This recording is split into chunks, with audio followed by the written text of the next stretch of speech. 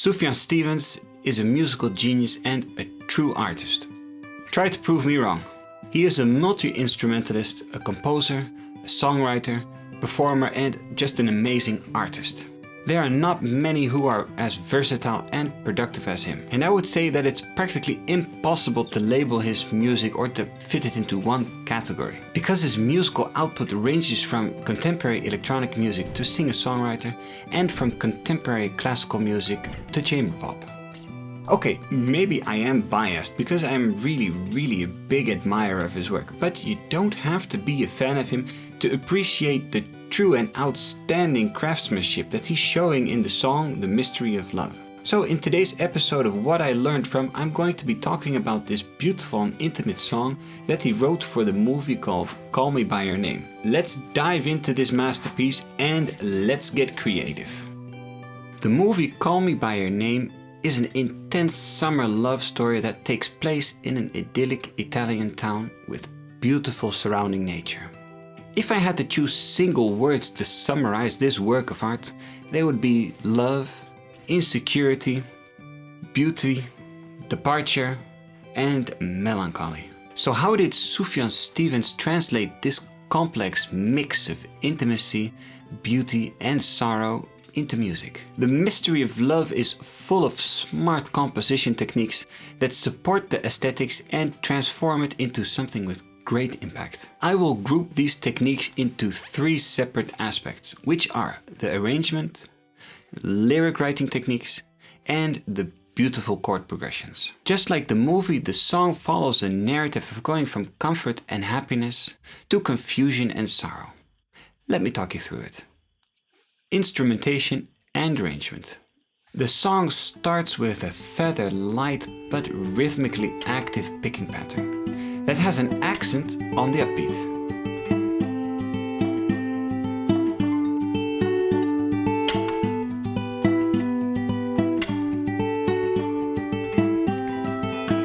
A high and trickling picking pattern soon accompanies it to make the rhythmic dance complete.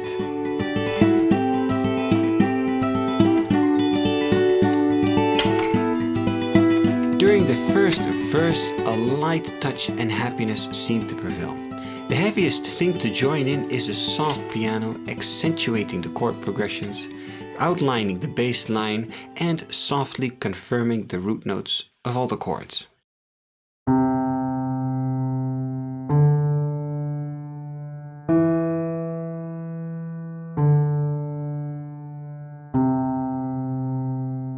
When we enter the dreamy chorus for the first time, it really takes you up into the clouds with those ambient pads going on in the background and his beautiful voice. As a cherry on top, the lovely instrumental after chorus really celebrates the joy of love. The mystery of love.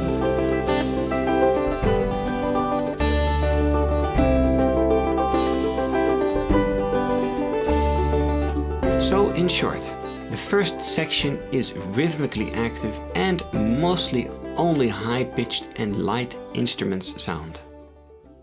Things change when the interlude before the second verse kicks in and leaves a deep impression. The first strikes of doubt are starting to hit. A minor chord progression takes the stage, supported by a heavy bass.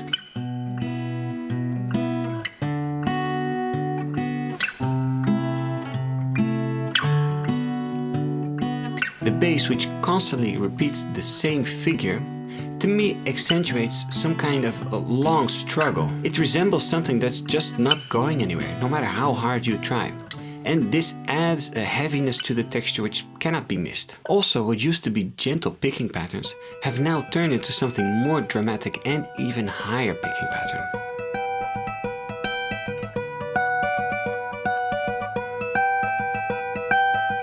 It conveys a sense of urgency with its stoic repetition of E minor and B minor chords. In short, heaviness and a sense of urgency are added by the lower register and minor chords, which in turn are accentuated by the agitated picking pattern.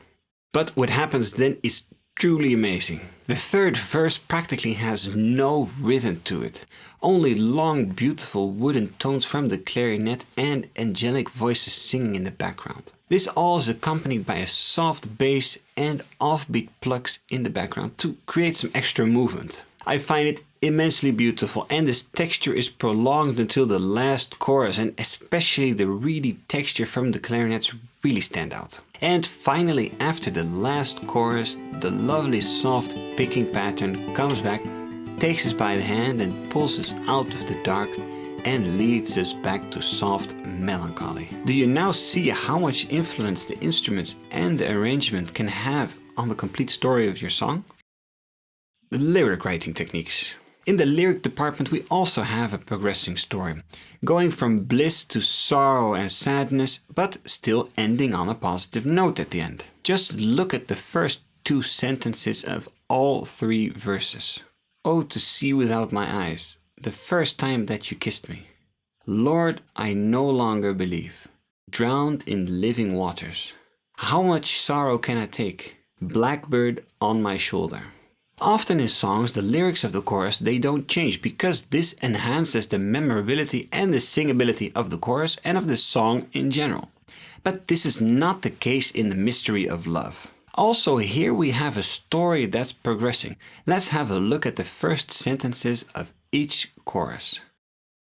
What I find beautiful that in between all these changing lyrics, the first line of every chorus stays the same.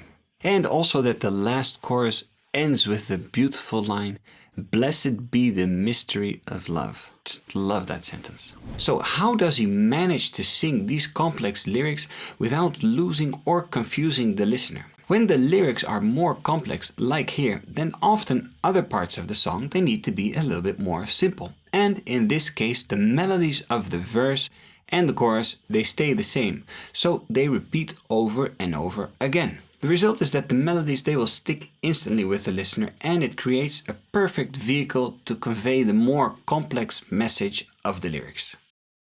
The chord progressions. During the song, the chord progressions, to me, they never seem to resolve to anything. And even though they use the notes of the G major scale, I don't feel that it is in the tonality of G major. To me, this never feels as our home base. And this is because the chord progressions, they circle around the C major chord, which is on the 4th scale degree, and this is home to the Lydian mode. So is this song in the Lydian mode? Well, no, I'm not completely convinced about that, but it definitely carries the energy of a chord progression floating around on the 4th scale degree. Finally, the song ends on a D major chord, which in G major should be the dominant. It creates tension, ambiguity, and a positive ending to the song.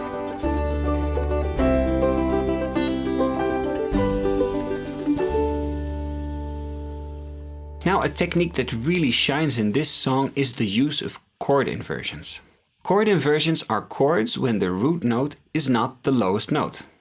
This happens in the verses and the short minor interludes before verse number 2 and 3. And what this does is this creates a lot of variation and different colors while you're using the same chords. The song starts with this picking pattern and it suggests this chord progression.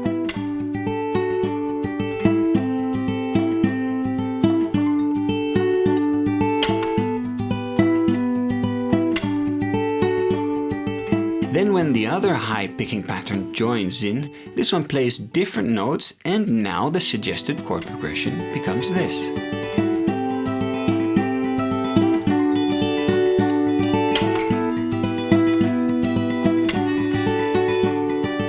Around later when the piano joins in, it confirms the first two chords, but the third chord, it changes because now the root note of E is played.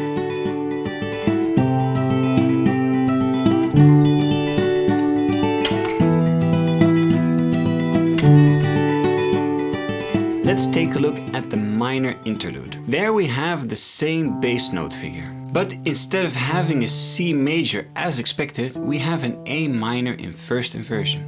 Then it's followed by a B minor in first inversion, and then an E minor in root position. But the bass note is played very softly, and that's why the sound of the second inversion is a lot stronger.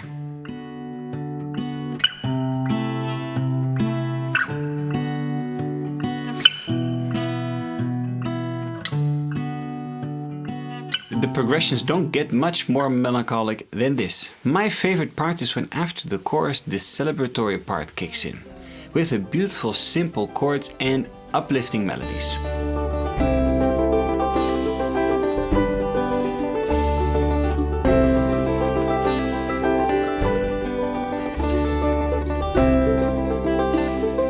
All of these elements are joined together into an intimate and wonderful song. And if you ask me, this is really an inspiring piece of music and a beautiful piece of art. While you're at it, go check out this song Visions of Gideon, because that one uses similar techniques. I'm going to listen to some more Sufjan Stevens, and if you want to see more of these song breakdown videos, then drop your suggestions below in the comments, and who knows, next time I will analyze your suggestion. In the meantime, don't forget to like and subscribe to the channel. And for now, see you next time.